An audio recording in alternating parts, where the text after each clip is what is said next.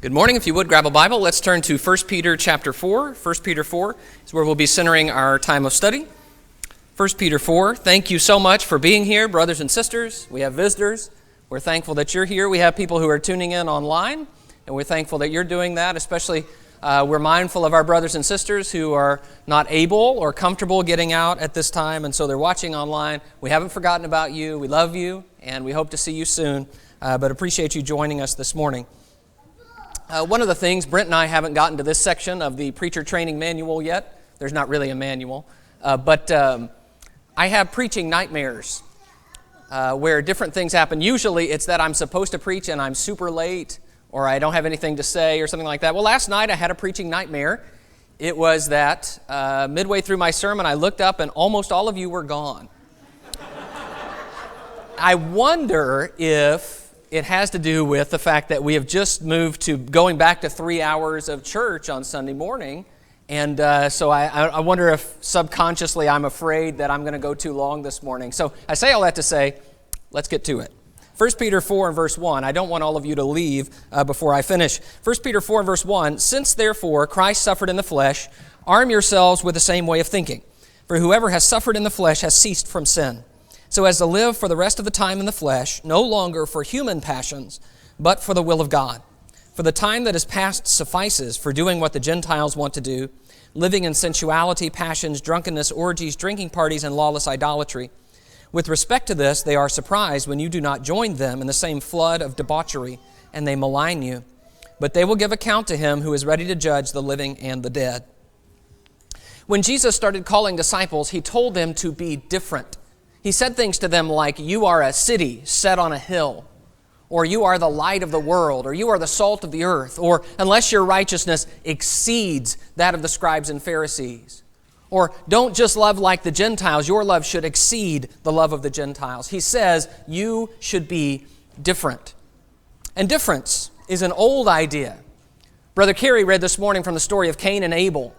Cain and Abel acted differently, and their lines, their descendants acted differently, and suddenly there was a difference between the people who came from Abel's line, or Seth's line, and the people who came from Cain's. God calls Israel and challenges them to be different from the nations around them, different in gods, different in behavior. And so, when Peter talks about Christians living in a different way than unbelievers, it's nothing new, but he is trying to steel us for the difficulty that comes with differentness. The question I want to ask is, if Christians are supposed to be different, why are we that way? That's the question Peter is going to help us answer for a few minutes this morning. And I just want to tell you, and in some ways, a lot of what I'm saying is directed toward our young people who wrestle with the challenge of being different in a world that tells you, at an age that tells you, the most important thing is fitting in and becoming popular, and other people liking you and being like you. And that the most important thing is to find people who share your interest and your passions. And so to be different from others is a terrible thing. And to them I say, you need to understand that Christians are different, but to understand precisely why. Christians are not different because we enjoy being weird. Christians are not different because we hate people, or we hate our culture, or, and I need to say this loudly, because we hate fun. That's not why Christians are different. We're not different because we feel like we're better than other people. We're not different because we've got it figured out and they just don't. So we know better, so we're different because we're superior. I want us to think for just a few moments and listen to Peter tell us why Christians are different. The first reason is we are following a different example. And the example we're following is Jesus. Now, the letter of 1 Peter is directed to Christians who are experiencing or about to experience suffering. And what helps them in suffering is reminding them that Jesus suffered too. Turn back a page to 1 Peter chapter 2. In 1 Peter 2, he mentions this in verse 20. 1 Peter 2 and verse 20. For what credit is it if when you sin and are beaten for it, you endure? But if when you do good and suffer for it, you endure, this is a gracious thing in the sight of God. For to this you have been called, because Christ also suffered for you, leaving you an example so that you might follow in his steps. he committed no sin, neither was deceit found in his mouth. So he says, here's a great example. Not that you do wrong and suffer for it, so you go to prison because you committed a crime. That's not the idea. When you do good and then you suffer for doing good, that is a virtuous thing. And the reason you can say that is because you're following a Savior who suffered for doing good. He didn't have any sins that he deserved punishment for, but he suffered for you. And so he leaves you, verse 21, an example that you should follow his steps. In 1 Peter 3 and verse 18, 1 Peter 3:18, for Christ also suffered once for sins, the righteous for the unrighteous, that he might bring us to God, being put to death in the flesh, but made alive in the Spirit. So Christ not only suffered, he suffered all the way to death, and he did that for us. But that wasn't the end of the story. He says in verse 21 and 22 that God vindicated him, and he is, verse 22, gone into heaven and is at the right hand of God. So Jesus has been raised by God because he did not suffer because of his own sins, but he suffered for us. Now, chapter 4 and verse 1. Chapter 4 and verse 1. Since, therefore, Christ suffered in the flesh, arm yourselves with the same way of thinking. For whoever has suffered in the flesh has ceased from sin. So we need to arm ourselves, he says, with the same way of thinking. We need to think like Jesus. Here is the question. Can we think that Jesus would suffer in the flesh and that we never would? Can we think that Jesus would live differently from other people and that we don't have to? From Jesus, we gain a perspective, a new way of thinking that we need to arm ourselves with. And that perspective is this. Suffering and hardship are not deal breakers. They're not to be avoided at all costs. In fact, Jesus shows us that suffering can be a way that we draw closer to God and fulfilling the purposes of God. Suffering can be a way that we grow, a way that we affect other people with the gospel. And he says, arm yourselves with Jesus' way of thinking. He also says in verse 1, whoever has suffered in the flesh has ceased from sin. He's not saying that, as long as you suffer, you never have a struggle with sin because suffering people don't sin. That's not what he's saying. He is saying instead that when we have decided to be done with the life of sin, we are fully prepared to embrace the difficulty that will bring. It will be a little bit of a harder path. We will be swimming upstream. When we say, I don't want to sin anymore, we'll be going the different direction than the one we were going previously. But we are willing for that because we follow someone who is willing to suffer. Bottom line here, following Jesus means that we are unwilling to bend to the social pressure that is around us. We will not do things just because others want us to. We follow a different example. We don't let other people determine what we do, especially other people who have committed themselves to doing evil. They are not the people we follow. They're not the people we listen to. That's not the applause that we seek. We follow Jesus, and that makes us different. Second, Christians are different because we are living for a different purpose, the will of God. Look in verse 2 with me. 1 Peter 4 and verse 2. He says, so as to live for the rest of the time in the flesh, no longer for human passions, but for the will of God. Now, we have lived for human passions, and what we found when we live for human passions, just think about your own life. When you did whatever you wanted, when you gave in to your urges, to your desires, to what you really thought would be great and best, where did that take you? I would suggest to you that the reason you're here this morning is that didn't take you to good places. And you decided, you know what, maybe that's not the best way to live, to just do whatever I feel like doing.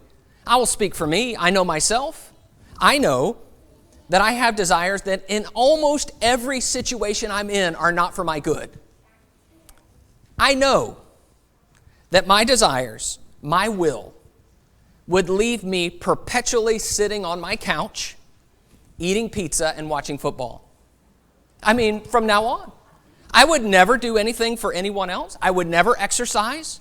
I would never, ever, ever do any work. I don't like work. I like sitting down and watching football with pizza. Somehow, somewhere along the way, I had to make a decision. That's not what I'm going to live for anymore. What Christians are are people who have decided there may be something higher and nobler and better than just whatever I feel like in the moment. And then it may be that I have to decide, you know what, that's not what's best. I might enjoy that. That might be fun for a little while. But there are bigger things than just living for my own desires. So, in verse 2 he says, we no longer live for human passions, but for the will of God. We know a God who wants our good and who guides us and matures us, and we trust Him even more than we trust our own desires. My desires don't take me to good places. God does. Verse 3. For the time that is past suffices for doing what the Gentiles want to do, living in sensuality, passions, drunkenness, orgies, drinking parties, and lawless idolatry. With respect to this, they are surprised when you do not join them in the same flood of debauchery, and they malign you. So Gentiles live in a different way, he says in verse 3. These are things that Gentiles want to do. Now remember, Gentiles are people who don't know God, or at least not the God of the Bible, Jehovah God. Instead, their gods are selfish and fickle. And their gods cannot be trusted. You can't trust Zeus or Poseidon to have your best interest at heart. Instead, you have to live basically for what you want and what you think is best if you are a Gentile. And so self reigns. And Peter says, don't live like the Gentiles. They don't know anything about God, and they're just living by what they want, by the seat of their pants. They have a lifestyle then that accompanies those passions. And not only do they pursue it, but did you notice that when other people don't pursue it, they criticize them? That's in verse 4 there. In verse 4 it says specifically, with respect to this, they are surprised when you do not join them in the same flood of debauchery, and they malign you. So they slander us, they speak evil of us. Maybe they call us hateful and bigoted because we don't live the way they do. Or maybe they call us repressed and puritanical. Or maybe they would call us narrow-minded or just ignorant, superstitious. There are a lot of words, but they all amount to the same thing. And Peter says the underlying problem behind that criticism is this. People who live for their own passions respond with hatred toward people who don't. So you can feel bad about that if you want, and you can let their criticism motivate you to do bad things. But at heart, it's a problem of Christians being different because we're living for something else. We're living for the will of God. Now down in verse 11, Peter says in verse 11, whoever speaks as one who speaks oracles of God, whoever serves as one who serves with the strength that God supplies, in order that in everything God may be glorified through Jesus Christ. This is what Christians live for. We live for the will of God and the glory of God. We know our lives are bigger than us, and that makes us different from those who do and believe and love evil. Third, Christians are different because we are dealing with our past differently. We have wasted enough time. I want to focus on that idea. He says in verse 2, we don't spend the rest of the time in the flesh the way we spent the previous time that we've had in the flesh. In verse 3, he says, for the time that is past suffices for doing what the Gentiles want to do, living in sensuality, passions, drunkenness, orgies, drinking parties, and lawless idolatries. That word actually means enough. We've done enough. We've gone far enough. We've wasted enough time. And then he describes a series of things. I think you notice them. We need to at least go through them and kind of define them that characterize Gentile living in verse 3. This is my version. I'm reading from the ESV. It has the word living in sensuality, which describes over-sexuality, sexuality in any context. A people that are always thinking about sex and prompting those circuits in any setting all the time. And I think it pretty fittingly describes our culture. He talks about passions, which goes along with sensuality in that. In the middle of verse 3, he talks about three words in my version, drunkenness, orgies, and drinking parties, which are really references to alcohol in different forms and settings.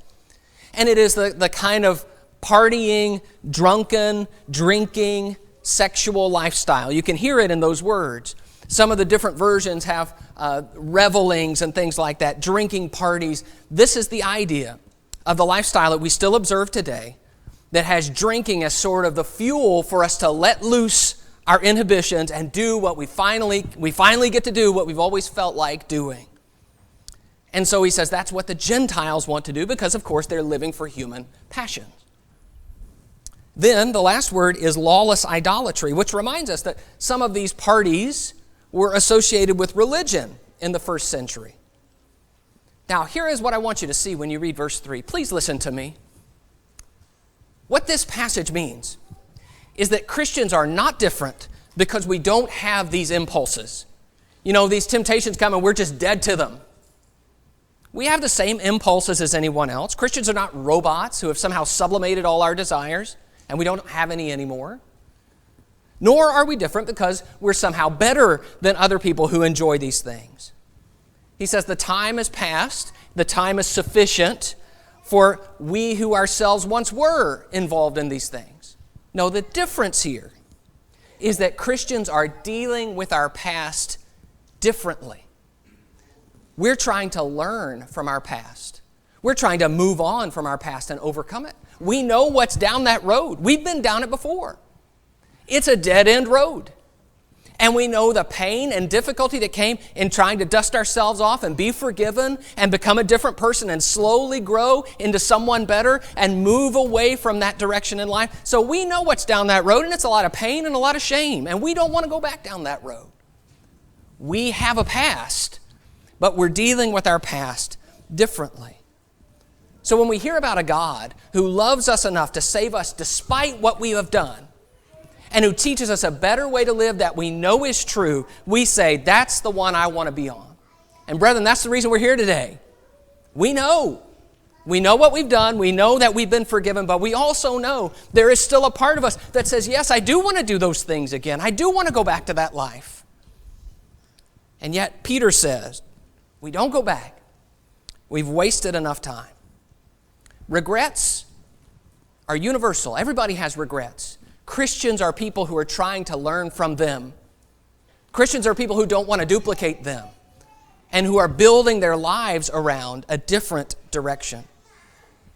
Now, that decision has some fallout, as we mentioned. Look again at verse 4. In verse 4, he says, with respect to this, they are surprised when you do not join them in the same flood of debauchery, and they malign you. I just want to say, they will think you are weird when you don't go with them. They will malign you. So that means, teenagers, that you will not be as popular when you make choices to be different. That means we may miss that promotion, or that boy or that girl will not be as interested in us if they find out that we are not sexually available. And yet that's a difference we embrace because we know we want to learn from the mistakes we have made and others have made and choose a different way of living. We refuse to continue down a path of destruction. We've wasted enough time. That's why Christians are different. And the last thing I want to show you here is that Christians are different because we're living on a different timetable. I don't know if you noticed, but we've been talking a lot about time.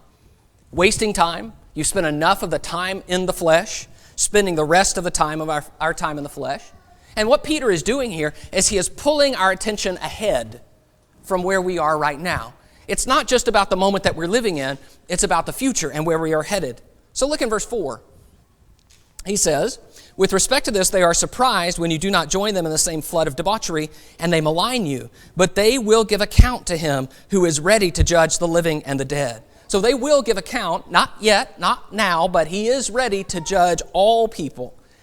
And especially Peter is focusing on the fact God's judgment is different from man's judgment.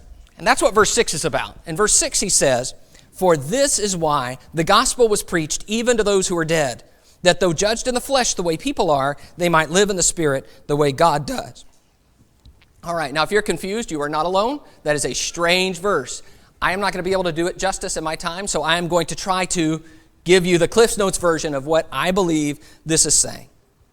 Peter is talking about how people often judge us harshly, even when God's judgment is different. And so then he talks about people in verse 6 who are dead. And they heard the gospel. I do not believe that means they heard the gospel after their death. They are dead now, but they heard the gospel before.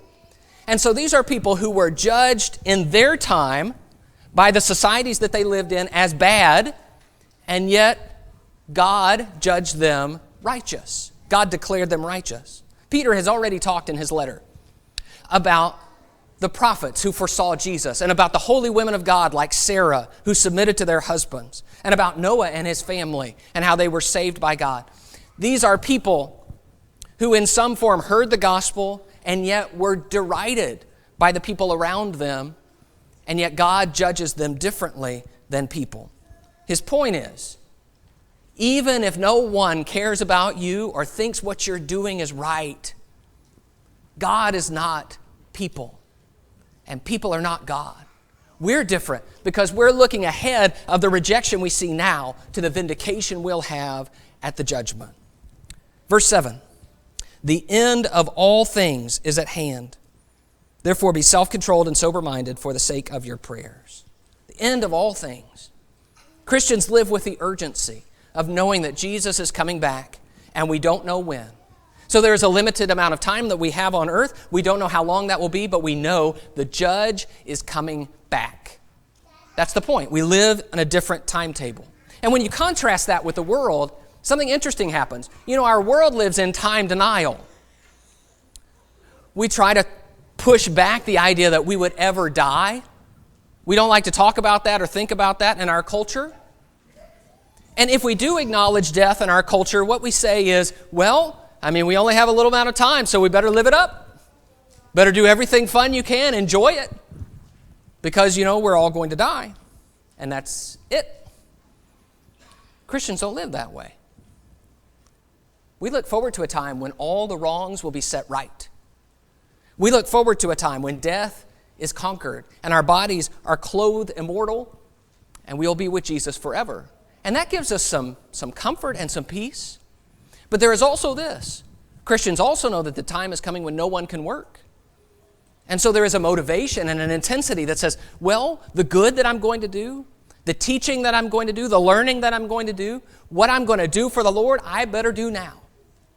And so instead of saying I'm going to live it up, it says instead I need to live for the Lord and do it now. And that makes us different. We're living on a different timetable.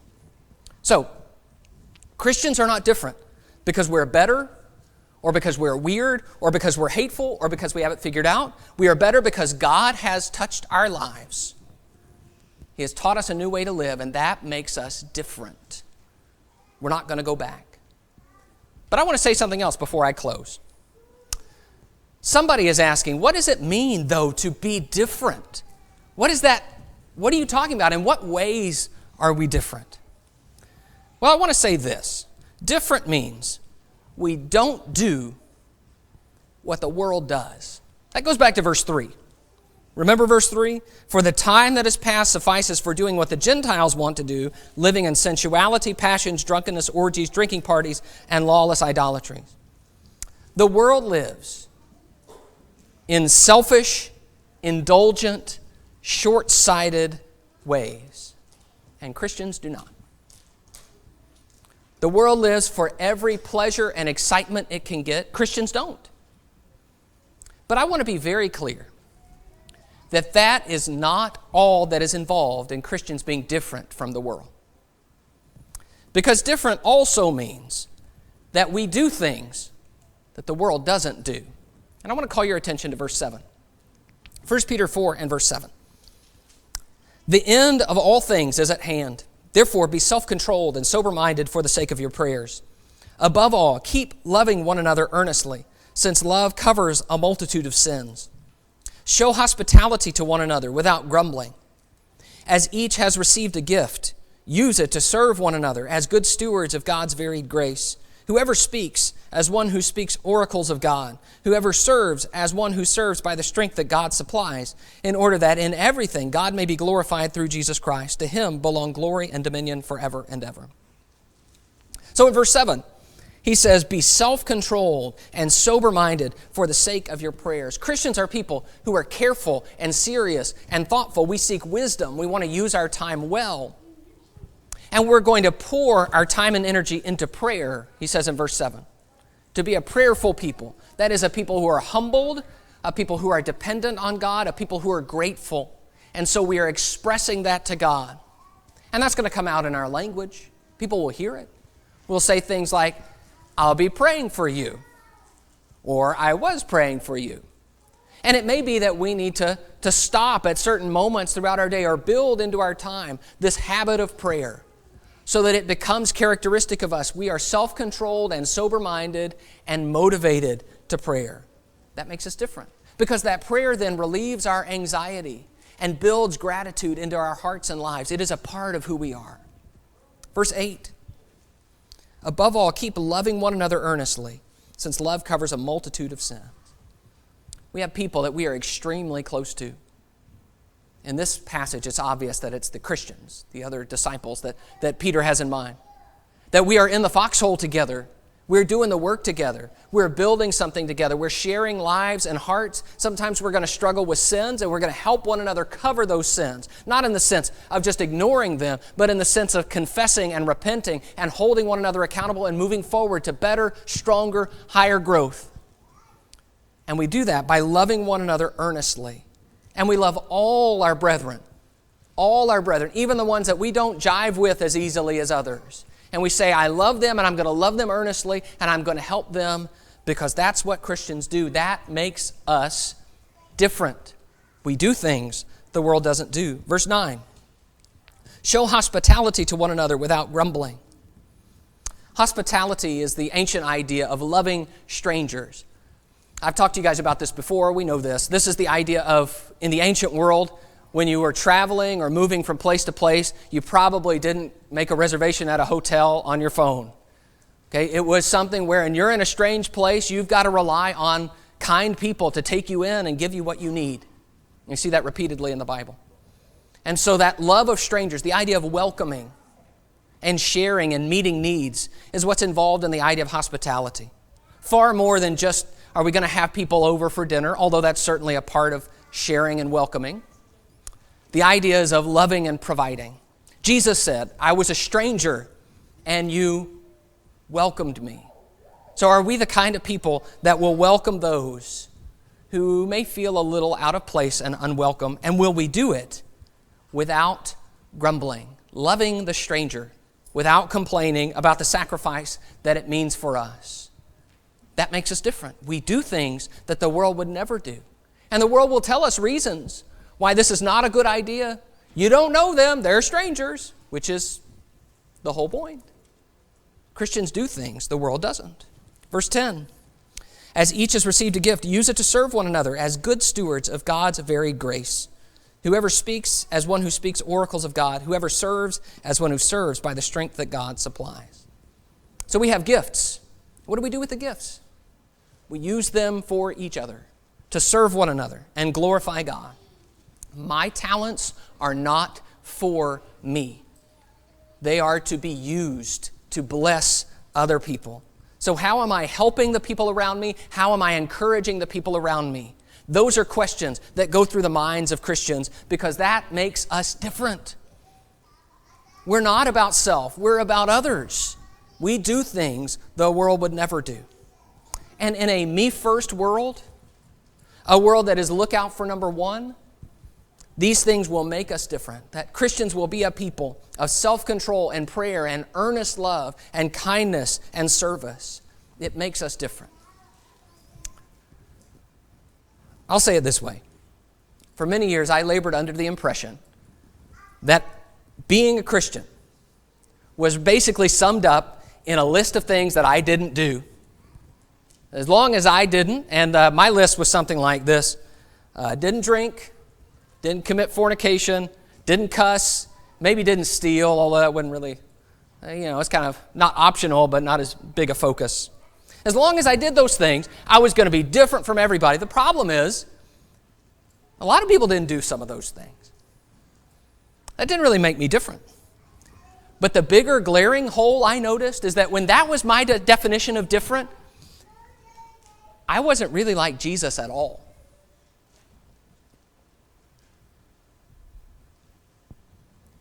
What defines us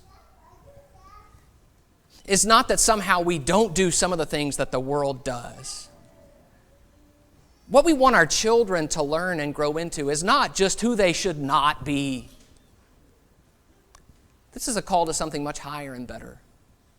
That we become a people who treat others with love and service. We become a people who focus on spiritual things and not physical. We become a people who look ahead of the moment toward what's to come. We are a people who live like Jesus. And that's why Christians are different. Because being like Jesus has always made people different from the world. That's what makes us different. So, let's embrace that differentness and follow Jesus. Might be there's someone here this morning who is ready to respond to the call of the gospel, to come out of the world and to follow Jesus, to turn away from sin and to live a different kind of life.